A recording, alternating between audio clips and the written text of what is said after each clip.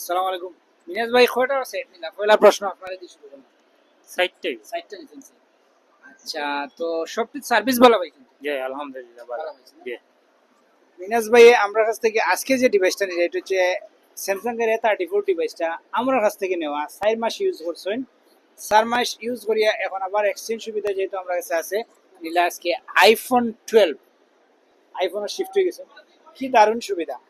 Mother telecom প্লাসও মানে আপনার স্বপ্ন বাস্তবায়ন করি আমরা। এই সেটটা 12 যদি চালাইন মিনাজ ভাই আরো 2-3 মাস 5 মাস পরে 13 pro max 14 pro max shift হইতা, কার কাছে যাইতা? সরাসরি মাদার টেলিকম প্লাস আছে ভরসা, কিছু টাকা মিনিমাইজ করবো আমরা, আর যেটা অনেক কম তুলনামূলক।